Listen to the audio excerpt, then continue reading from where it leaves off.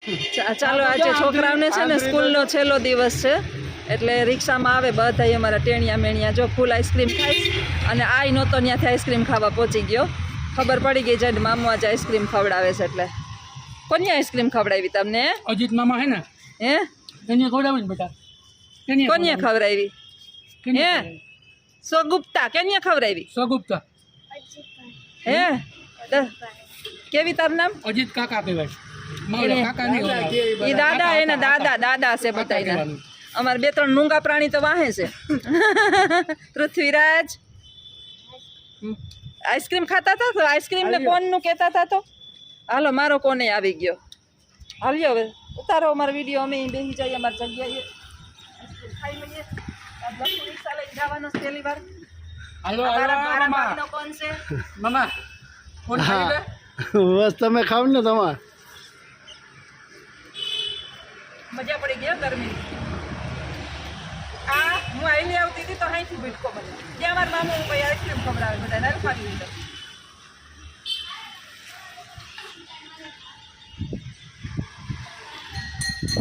જ્યાં બધાય ખાય અમારે છોકરાઓ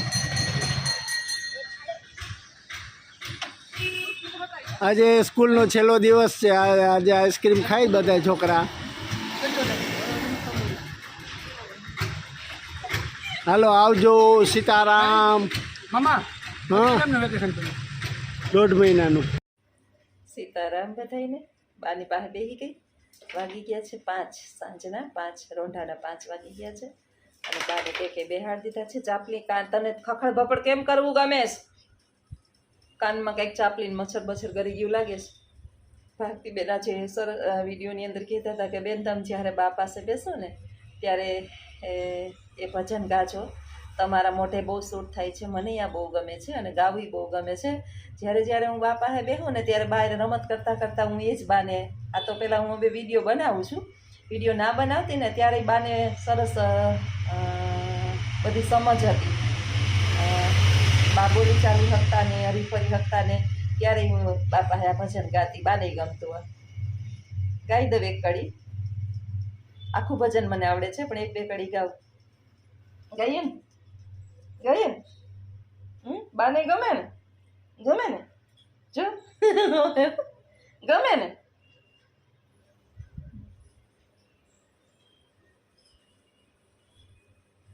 આવી મજા આવે કાંઈ બીજું એને થાય કે ન થાય તમે એને કાંઈ આપો કે ન આપો શીરો પૂરી ભજીયા લાડવા દૂધપાક આ બધું ન ખવડાવો ટાઢો રોટલો ને શાક ચોરીને ખવડાવી દો પણ માણસ છે ને ભોજનનું નથી હો ભૂખ્યું કંઈ ભાવનું ભૂખ્યું છે ભગવાન શ્રી કૃષ્ણ છે ને એણે જમવાનું આપણે બધા સાંભળીએ છીએ કે નિમંત્રણ મળ્યું હતું પાંડવો દ્વારા કૌરવો દ્વારા અને વિદુરજી દ્વારા 56 ભોગ કૌરવોનો મૂકી અને વિદુરજીની તાંજરિયાની ભાજી અને જુવારનો રોટલો ખાવા ગયા હતા એટલે મા બાપને કદાચ આપણે 56 ભોગ આપીએ અને પ્રેમ નામની ચીજ ન હોય તો એને કાંઈ એની જરૂર નથી એના મોઢામાંથી ચાવી કોળિયા કાઢી અને આપણે ખવડાવ્યા છે આમાં છે પિતાએ એના ખંભા ઉપર બેહાડી અને આખું જગત આપને દેખાડ્યું છે એટલે આજે આપણે આ જગતની અંદર છે ને મોટા થઈને ફરીએ છીએ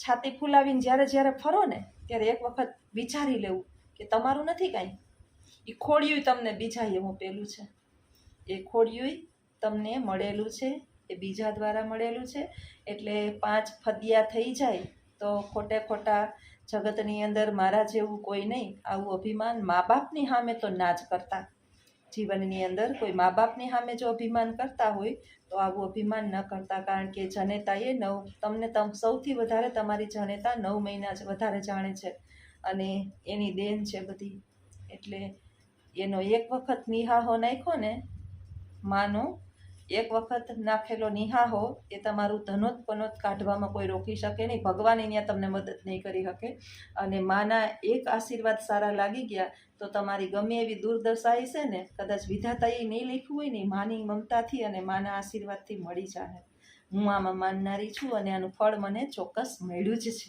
ફૂલ મળ્યું છે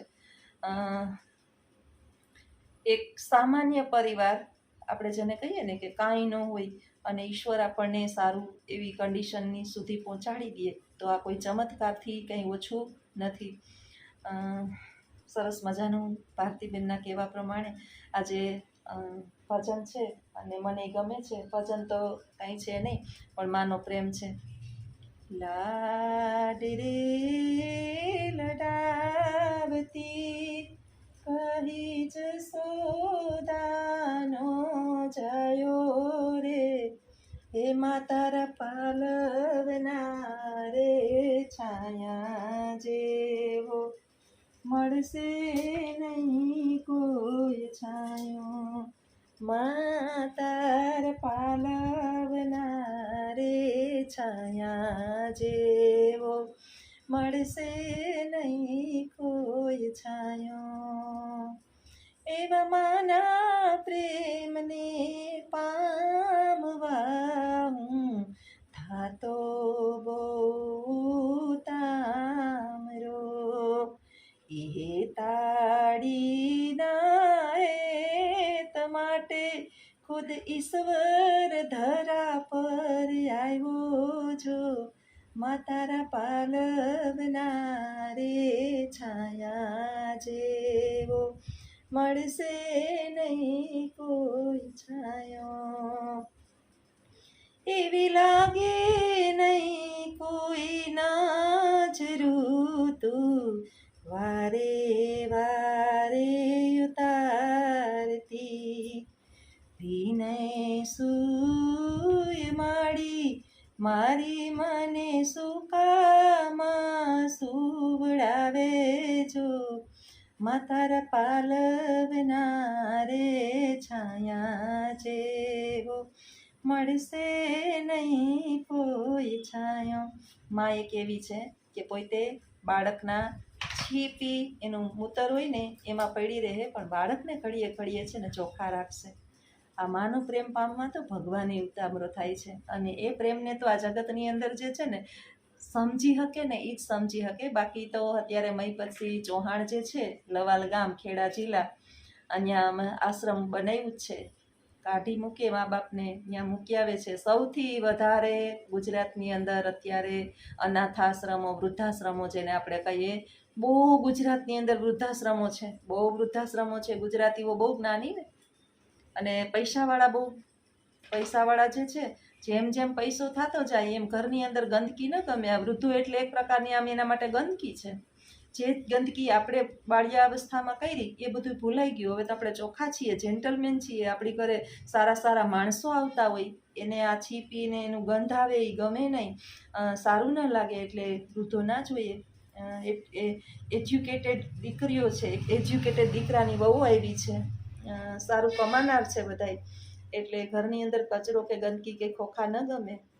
કારણ કે પાછું એ તો ઉપરથી અત્યારની પેઢી તો લખાણ કરીને આવી છે કે અમે તો વૃદ્ધો થવાના નથી, એટલે ન રાખે. પરંતુ ઝાડ ઉપર દર ચૈત્ર વૈશાખની અંદર વસંત ઋતુ આવે અને સૂકા પર્ણો જમીન ઉપર ખખડી જાય અને નવા સરસ કૂપણો ફૂટે. ખડખડાટ હસતી કૂપણો છે ને એને પેલા નીચે સુકાયેલા પર્ણો છે ને એ કહેતા હોય કે ધીરા બાપડિયા ધીરા અમવીતી તમ વીતશે. આપણી પેઢી છે ને બધુંય જોતી હોય.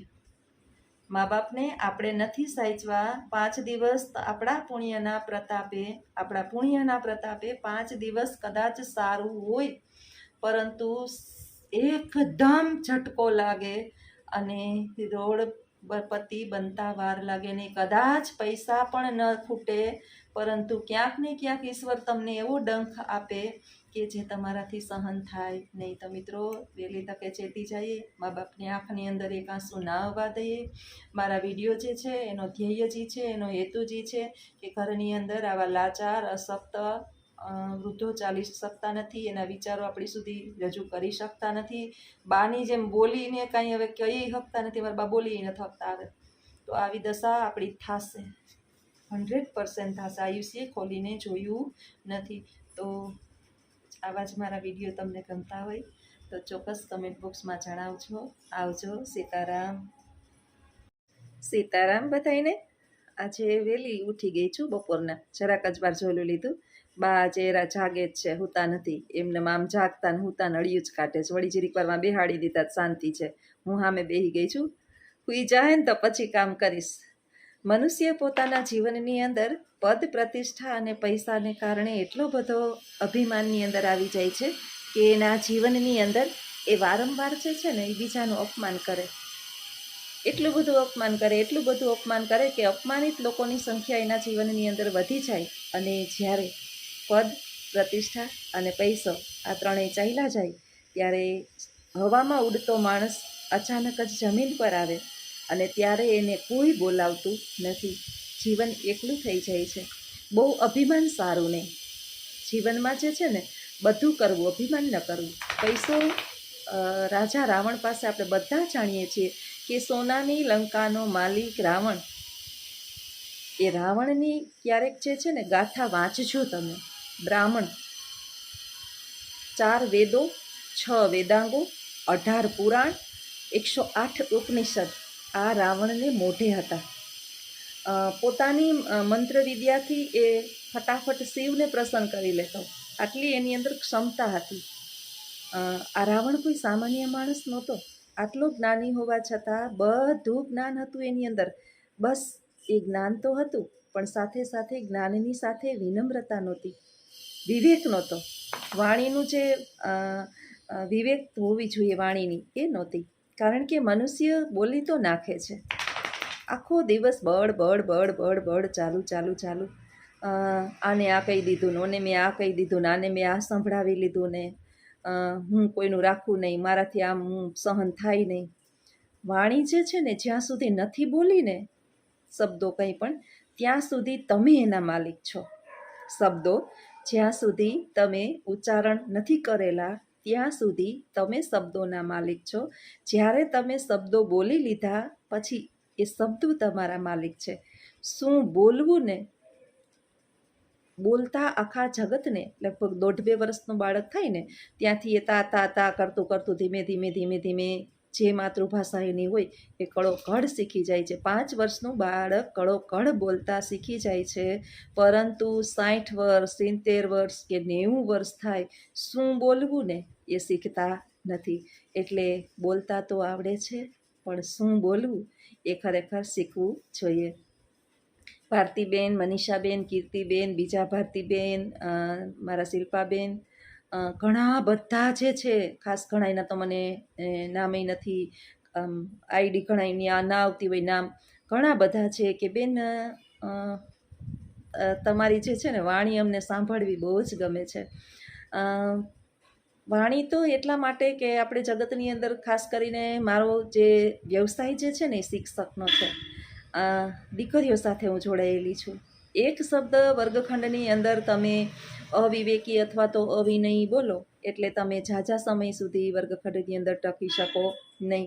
બાળકને સમજાવવાનાય છે અને શાંતઈ રાખવાના છે. વર્ગખંડની અંદર સમજાવવાનાય છે, એને ડિસિપ્લિન સાથે બેસાડવાના છે, એને શીખવવાનું છે, અને પાછા તમે પ્રિય બનવા જોઈએ. એવા શિક્ષકો અત્યારે સમાજની અંદર ચાલે. આ બધું એકસાથે જોડી અને રાખતા એટલો તો શીખી ગયા છીએ કે કઈ વ્યક્તિને શું જોઈએ છે. આપને એટલી તો પછી ખબર પડી જ જવી જોઈએ કે કોને શું જોઈએ છે. તમે એ પ્રમાણેનું વર્તન કરો એટલે વાંધો આવતો નથી. એમાંય નાની દીકરીઓ હોય કે જેને ટીનેજર્સ તરુણ્ય અવસ્થા ચાલતી હોય, એને એ પ્રમાણેનું તમે જ્ઞાનની સાથે ગમત કરાવો. અને કોઈ પણ વ્યક્તિ હોય, ગમતી વાત બધાને સાંભળવી ગમે. એટલે બસ જગતની અંદર આવું જ છે. બસ આટલું સમજી લેવાનું કે રાવણનું અભિમાન રહ્યું નહીં. રાવણ પાસે બધું હતું પણ છતાં વિવેક નહોતો, વિનય નહોતો, અને એના અભિમાનને કારણે એ કોઈનું માયનો નહીં, અને છેલ્લે એનો વિનાશ થયો.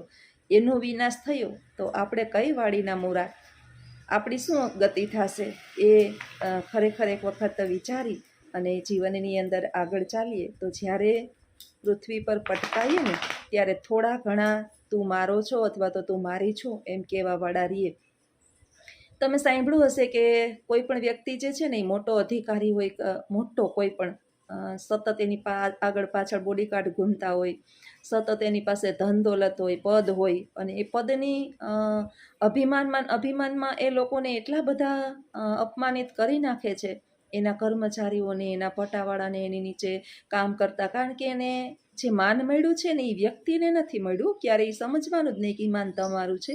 એ માન છે તમારી ખુરશી ઉપર તમે જે બેઠા છો ને એને માન મળે છે.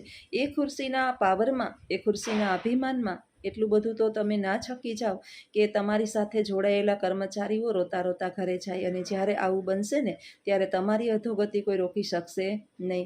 બીજું કે જ્યારે એ પદ તમારું ચાલ્યું જશે ને પછી તમે રસ્તામાં ચાલ્યા જશો ને, થૂકશે પણ નહીં તમારી સામે કોઈ, કારણ કે ત્યારે એનું થૂક પણ એના માટે મૂલ્યવાન હશે. એટલે જીવનની અંદર 5 વર્ષ પછી, 10 વર્ષ પછી, અથવા તો અમુક સમય પછી કોઈ પણ વ્યક્તિ આપણને મળી અને એની આંખની અંદર જે છે ને પ્રેમનું ઝરણું છલકાવવું જોઈએ કે ઓહો, મેં આટલા સમય પછી મેડમ તમને જોયા, ભાઈ તમને જોયા, બેન તમને જોયા, એની ખુશી થવી જોઈએ. જીવન આવું જીવીએ. જેમ દૂધમાં સાકર ભળી જાય તો નથી દૂધ અભિમાન કરતું કે મેં તને ભેળવી, કે નથી સાકર અભિમાન કરતું કે મારા કારણે તું મીઠું થયું. બે એકબીજાની અંદર ભળી જાય એમ જીવનની અંદર આપણી વાણીથી બધાની સાથે ભણીએ અને અભિમાન થોડુંક ઓછું કરી નાખીએ તો જીવન જે છે એ ખરેખર જીવવા જેવું લાગે. જો આવા જ મારા વિચારો સાથેના વિડીયોઝ તમને ગમતા હોય તો વિડીયોને લાઈક કરજો, શેર કરજો અને સબસ્ક્રાઈબ કરજો. આવજો. સીતારામ.